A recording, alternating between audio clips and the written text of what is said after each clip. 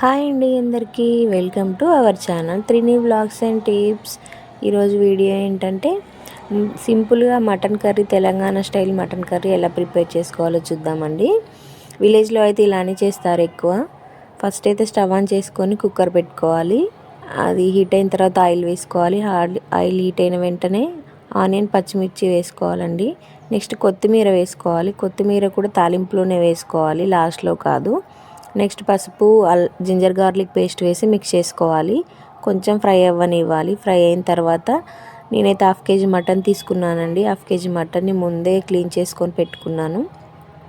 దాన్ని కూడా వేసుకొని మిక్స్ చేసుకోవాలి. తర్వాత మూత పెట్టేసి ఒక 5 మినిట్స్ మగ్గనివ్వాలి. మగ్గిన తర్వాత సాల్ట్ కూడా వేసుకొని మిక్స్ చేసుకొని మళ్ళీ ఒక 5 మినిట్స్ మగ్గనివ్వాలండి.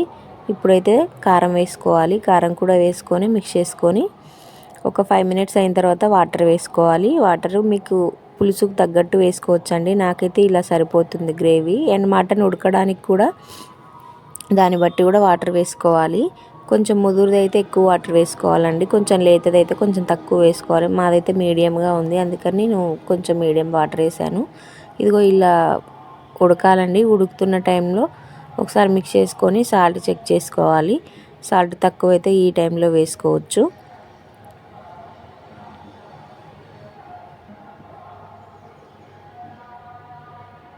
నేను ఇప్పుడే గరం మసాలా కూడా వేస్తున్నానండి. గరం మసాలా లాస్ట్లో వేస్తారు కొంతమంది, నాకైతే అలా నచ్చదు. ఇలా ఉడుకుతున్నప్పుడు వేస్తేనే ఆ ఫ్లేవర్ బాగా పడుతుంది అనిపిస్తుంది. అండ్ కొంచెం కొత్తిమీర కూడా వేసుకుంటున్నాను.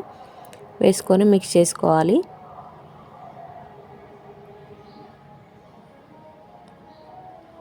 ఇప్పుడు లిడ్లో చేసుకోవాలండి. నాకైతే ఒక 5 విజిల్స్ వస్తే ఉడుకుతాయి.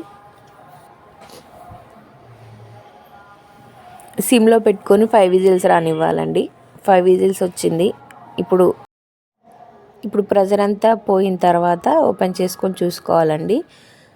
నాకైతే ఇలా గ్రేవీ కన్సిస్టెన్సీ సరిపోతుందండి. మీకు కొంచెం ఇంకా చిక్కగా కావాలంటే మళ్ళీ కొద్దిసేపు స్టవ్ ఆన్ చేసి పెట్టుకోవచ్చు. మీకు కనుక ఇలా నచ్చినట్టయితే please like, share, subscribe our channel. Thank you for watching.